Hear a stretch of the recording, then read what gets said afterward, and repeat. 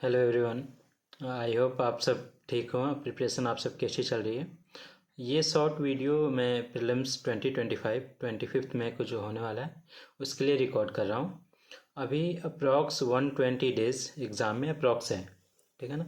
तो मेरे कुछ सजेशंस हैं जो आपको प्रीलिम्स में हेल्प करेंगे। जो बच्चे पहले मेरे मेंटरशिप में गाइडेंस में जिन्होंने प्रीलिम्स दिया है, सबके स्कोर्स 100 के आसपास हैं, कुछ लोग के उसके प्लस भी हैं।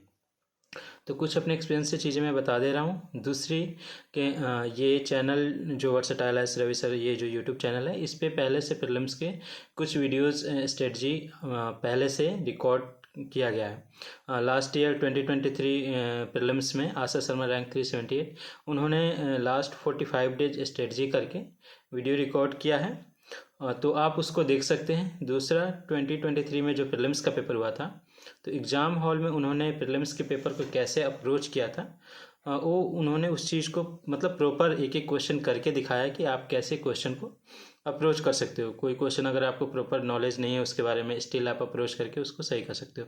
तो एक बार वो ये 45 डेज वाला जो वीडियो है उसको एक बार आप देखो प्रॉपर, उसको समझो। वही प्लान अप्रॉक्स में बताने वाला हूँ, क्योंकि वही मेंटरशिप में जो मेरे बच्चे रहे हैं, ठीक है ना, तो वही प्लान जनरली फॉलो करते हैं। और अभी जो पेड कोर्स भी चल रहा है उसमें भी वही प्लान फॉलो किया जा रहा है। तो जो उनका 45 डेज का उन्होंने प्लान जो रिकॉर्ड किया है, सेम ही प्लान को आप मतलब 100 डेज में टारगेट कर सकते हैं या नेक्स्ट 120 डेज में टारगेट कर सकते हैं।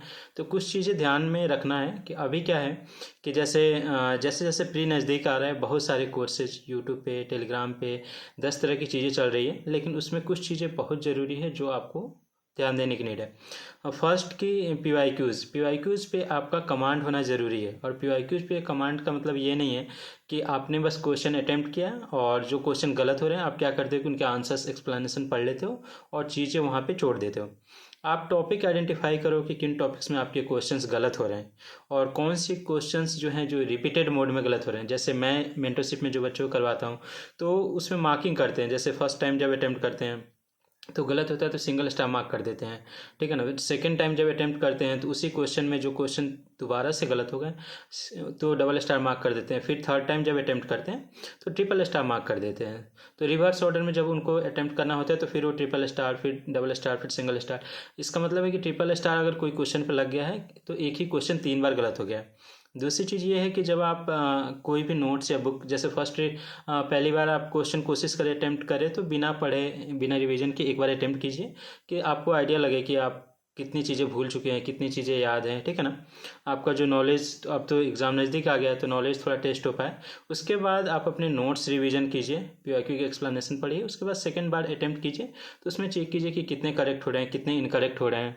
तो आप डबल स्टार लगा दीजिए। फिर थर्ड टाइम आप उसको मतलब सपोज दैट कि किसी पर्टिकुलर सब्जेक्ट में, एनवायरनमेंट में एक टॉपिक ले लिया जैसे बायोडाइवर्सिटी, तो अप्रॉक्स 90 अगर क्वेश्चन है और आपके क्वेश्चन 30 के राउंड में गलत हो गए, तो आप ऐसा कर सकते हो कि 5 क्वेश्चंस टारगेट करके नेक्स्ट 6 डेज में उसको अटेम्प्ट करके उसके शॉर्ट नोट्स बना लिए, ठीक है ना। तो पीवाईक्यूज पे अच्छे से आप काम करो, जो बेसिक बुक्स हैं एनसीईआरटी उस पर अच्छे से काम करो।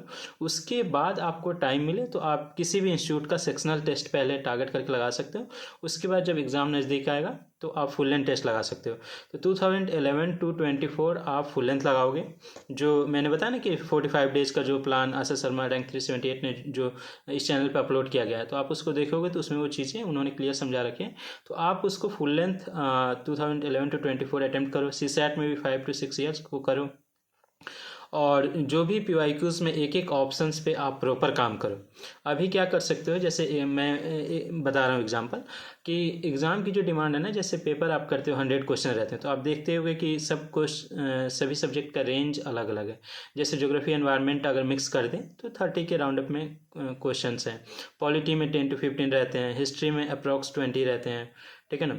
इकोनॉमी में अप्रॉक्स 15 to 20 रेंज रहता है। करेंट अफेयर 10 to 20 की रेंज में आ रहे हैं। तो ये सब ध्यान में रख के आप डेली बेसिस पे सारे सब्जेक्ट कर सकते हो।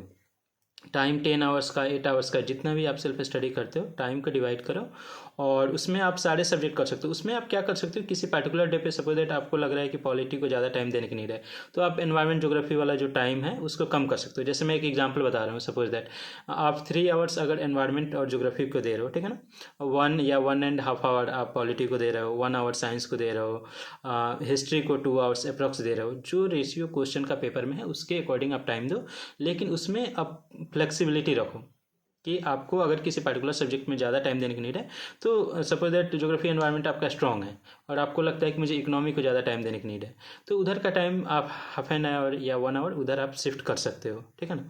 तो ये चीज़ें आप खुद से कर सकते हो। अभी थोड़ा सा जो बचना है वो ये है कि अभी क्या हो रहा है कि जैसे मार्केट में प्रीलिम्स का PT 365 आ गया, तो बच्चे उधर भाग रहे हैं, ठीक है ना, ऊपर से टेस्ट सीरीज की तरफ भाग रहे हैं। तो अगर आपका PYQs पे कमांड अच्छा नहीं है, स्टैटिक पे कमांड अच्छा नहीं है, और आप PT 365 की तरफ भाग रहे हो, टेस्ट पेपर की तरफ भाग रहे हो, तो आपको प्रॉब्लम हो जाएगी, आपका एग्ज़ाम अच्छा नहीं जाएगा। पहले PYQs पे 2 राउंड 3 राउंड अच्छे से काम करो। पहले सेक्शनल की मैं बात कर रहा हूँ, जैसे मैंने PYQs में पहले भी बुक बता रखा है कि दृष्टि की बुक अच्छी है, या आप कुछ और बुक किए हो या किसी इंस्टीट्यूट ने आपको कुछ करवा रखा हो, तो उस चीज़ को आप फॉलो कर सकते हो। लेकिन PYQs पे अच्छे से काम करो, और शॉर्ट नोट्स जैसे हिस्ट्री में जो मेरा चैनल है वर्सटाइल है रवि सर टेलीग्राम पे, वहाँ पे देखोगे कि हिस्ट्री के 1979 से 2008 तक शॉर्ट नोट्स बना के डाले हुए हैं, ठीक है ना।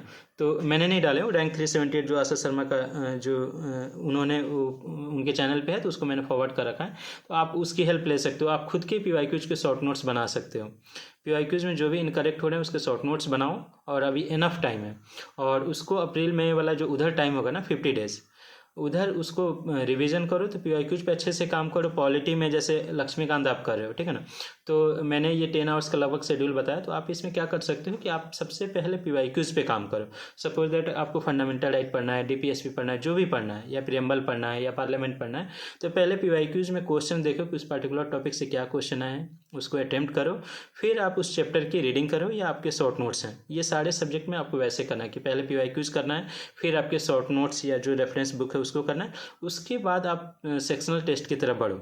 इधर फेब मार्च सेक्शनल टेस्ट पे आप फोकस कर सकते हो, और उधर ये अप्रैल मई में आप फुल लेंथ जो 2011 से 24 है GS में, और CSAT में लास्ट 5 to 6 ईयर 2019 से 24 आप करोगे, लास्ट 6 ईयर्स इनफ होगा। तो इस पे प्रॉपर काम करो, तभी आप प्रीलिम्स में अच्छा कर पाओगे, ठीक है ना। अगर आप सिर्फ मतलब उसके पीछे भागोगे ना कि PT 365 10 के 10 बुकलेट में बार बार रिपीटेड मोड पढ़ लेता हूँ, या विजन फॉरम या किसी भी इंस्टीट्यूट के टेस्ट में बहुत सारे प्रैक्टिस कर लेता हूँ, तो वो चीज़ें आपको उतनी हेल्प नहीं करेगी। क्योंकि अगर आपका PYQs पे स्टैटिक पे डीप कमांड अच्छा नहीं है, तो फिर आप फंस जाओगे। अगर आपने PYQs पे अच्छे से काम कर लिया है, स्टैटिक रिवीजन प्रॉपर हो गया है, ठीक है, तब आप टेस्ट की तरफ जा सकते हो। और मैं तो ये बोलूँगा कि टेस्ट बहुत ज़्यादा मत लगाओ, ठीक है ना, जितनी नीड हो उतनी ही लगाओ। और लास्ट 3 इयर्स के पेपर GS में उसको थोड़ा माइक्रो लेवल पे एनालिसिस करो। 2023 का पेपर आप अटैम्प्ट करके एक बार चेक कर सकते हो इस चैनल पे कि आशा शर्मा ने जो मतलब अपलोड कर रखा है कि उन्होंने पेपर कैसे अटैम्प्ट किया था, तो वहाँ से कुछ चीज़ें आप लर्न करोगे। 2022 का उन्होंने टेलीग्राम चैनल पे, मेरे भी चैनल पे होगा, उसको मेंशन कर रखा है कि पेपर को कैसे एनालिसिस करते हैं। मतलब किसी भी पेपर को, जैसे 2022 का आपने पेपर अटैम्प्ट किया, तो उसके टॉपिक क्या हैं, सब टॉपिक क्या हैं, आपके आंसर्स क्या हैं, ऑफिशियल आंसर्स क्या हैं, ठीक है ना। तो प्रॉपर कम से कम 3 इयर्स का माइक्रो लेवल पे एनालिसिस अगर PYQs का आप फुल लेंथ का कर लोगे, तो आपको बहुत हेल्प मिलेगी, चीज़ें समझ में आ जाएगी। बाकी तो फुल लेंथ आप 2011 से 24 आप करो, और एक एक ऑप्शन पे प्रॉपर काम करो। उससे पहले का भी जो 1995 से 2010 तक की चीज़ें हैं टॉपिक वाइज दिए हुए हैं PYQs में, तो उस पर भी आप अच्छे से काम करो। जो टॉपिक आप आइडेंटिफाई करो 2 तरह का, एक तो गलत कौन से हो रहे हैं, दूसरा स्कोरिंग जो टॉपिक्स हैं। तो चैनल पे आप देखोगे कि 2011 to 22 का एक PDF मेंशन किया गया है कि किस टॉपिक से कितने क्वेश्चन पूछे गए हैं, तो उससे आपको आइडिया लग जाता है। लेकिन मेरा पर्सनल ऐसा मानना है कि ये प्रेडिक्शन बेस पे नहीं चलना चाहिए कि इसी से क्वेश्चन आएंगे, उसी से क्वेश्चन आएंगे। आपका PYQs पे अच्छा कमांड होना चाहिए, क्योंकि UPSC हर साल जो पेपर देता है वो अपने आप में एक नया पेपर होता है, और किसी भी पार्टिकुलर सब्जेक्ट का रेशियो क्या होगा ये UPSC डिसाइड करता है। आप देखोगे, मुझे जितना याद है 2016 में शायद मैंने अटेम्प्ट दिया था, तो उसमें ये पॉलिटी क्वेश्चन 22 आ गए थे, ठीक है ना। समटाइम्स मेडिवल क्वेश्चन कुछ ईयर्स नहीं आ रहे थे, फिर अचानक से ये इधर 8 क्वेश्चन आ गए थे। तो यूपीएससी ऊपर नीचे इधर उधर कर सकता है। तो आप प्रिडिक्शन वाले काम में मत जाओ, आप ये काम करो कि पीवाईक्यूज पे अच्छा कमांड हो। हाँ ठीक है, एक रफ आइडिया आपको रहना चाहिए कि किस सेक्शन से ज़्यादा क्वेश्चन आ रहे हैं, किस सेक्शन से कम क्वेश्चन आ रहे हैं, कहाँ ज़्यादा फोकस की नीड है, ठीक है ना, ताकि आप प्रॉपर उस पर काम कर पाओ। लेकिन वो प्रिडिक्शन वाली चीज़ों से बचो, क्योंकि मार्केट में क्या होता है कि या कोई भी इंस्टीट्यूट मेंटोर जो पीवाईक्यूज के क्वेश्चन पेपर जब आ जाता है तो वो फिर उस चीज़ को एनालिसिस करके उस पे बेस चीज़ें बताते हैं आपको, या मैं भी हो सकता हूँ कि वो चीज़ें बताता हूँ। लेकिन यूपीएससी जो हर साल पेपर देता है ना, वो अपने आप में एक न्यू फ्रेश पेपर होता है, ठीक है ना। और जैसे पहले एलिमिनेशन टेक्निक बहुत काम करता था, आप देखोगे इधर ज़्यादा काम नहीं कर रहा है। 23 का पेपर तो कितना टफ था, उसमें बहुत सारी चीज़ें अलग थी। फिर 24 में कुछ चीज़ें उन्होंने पीछे से रिपीट करना फिर से शुरू कर दिया। तो यूपीएससी क्या करेगा वो यूपीएससी जाने। लेकिन आप अपनी तरफ से पीवाईक्यूज पे स्टैटिक में आपने पहले से जो चीज़ें कर रखी होगी, मैं जो चीज़ें करवाता हूँ मैं बता दे रहा हूँ। पॉलिटी में 11th की 2 जो बुक है, Indian constitution at work and political theory, दोनों बुक इंपॉर्टेंट है, आप अच्छे से करो। पॉलिटिकल थ्योरी वाले बुक से पहले क्वेश्चन नहीं आते थे, अब क्वेश्चन आ रहे हैं, उसको अच्छे से करना जरूरी है। दूसरा सोर्स है लक्ष्मीकांत या किसी भी टीचर के आपके अगर नोट्स हैं पॉलिटी के तो आप कर सकते हो। और पीवाईक्यूज पे अच्छे से काम करो। हिस्ट्री में मुझे लगता है ऐसा है कि न्यू एनसीईआरटी जो है एंशियंट और मेडिवल में स्पेशली क्लास 6 और 12 की थीम 1 और क्लास 7 और 12 की थीम 2 मेडिवल में, ये 4 बुक मुझे लगता है कि ज़रूरी है। थीम बेस्ड डायरेक्ट क्वेश्चंस आ रहे हैं, ठीक है ना। अगर मॉडर्निस्ट में आपने स्पेक्ट्रम किया तो ठीक है, इकोनॉमी में मृणाल सर हैं, विवेक सिंह सर हैं, दोनों में किसी एक को किया है तो आप ठीक है।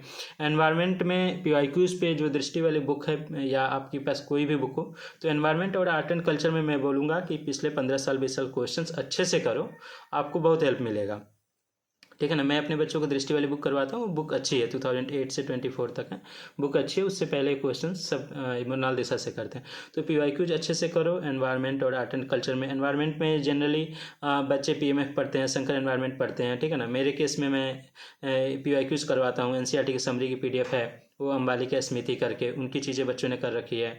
यूट्यूब पे रोमन सैनी की वीडियोस पढ़े हैं 5-6 घंटे के एनवायरनमेंट रिवीजन के, वो बच्चे करते हैं, ठीक है ना। ज्योग्राफी में क्लास 11th की दोनों बुक ज्योग्राफी की इंपॉर्टेंट है, उसको आप अच्छे से कर सकते हो। सुदर्शन गुर्जर सर का फिजिकल ज्योग्राफी का रिवीजन का वीडियो है 6-7 घंटे का, उसकी हेल्प आप ले सकते हो, ठीक है ना। तो इस तरीके से चीज़ें आप कर सकते हो। विजन के चैनल पे मैंने देखा कि लास्ट 10 ईयर्स का उन लोगों ने प्रीलिम्स का पीवाईक्यू डिस्कशन करवाया है, उसका कर सकते हो। हिस्ट्री में आरती छावड़ी, आप गूगल उस पर यूट्यूब पे सर्च करोगे, उन्होंने हिस्ट्री क्वेश्चंस 34 ईयर्स के साथ या 30 ईयर्स के डिस्कशन करा। तो ये सब चीज़ें कर सकते हो। तो पीवाईक्यूज पे एफर्ट डालो, स्टैटिक पे प्रॉपर काम करो, टेस्ट सीरीज और विजन पीटी 365 की तरफ कम भागो। और जिन लोगों ने मंथली मैगजीन विजन का पढ़ा हुआ है उनसे मेरी रिक्वेस्ट है कि आप प्लीज़ मंथली मैगजीन को करो। पीटी 365 में कोई एक मैगजीन आप पढ़ना चाहो तो मुझे लगता है कि साइंस आप कर सकते हो, ठीक है ना। बाकी आप मंथली मैगजीन पे एफर्ट डालो और पीवाईक्यूज पे अच्छे से एफर्ट डालोगे, स्टैटिक स्ट्रॉन्ग रखोगे।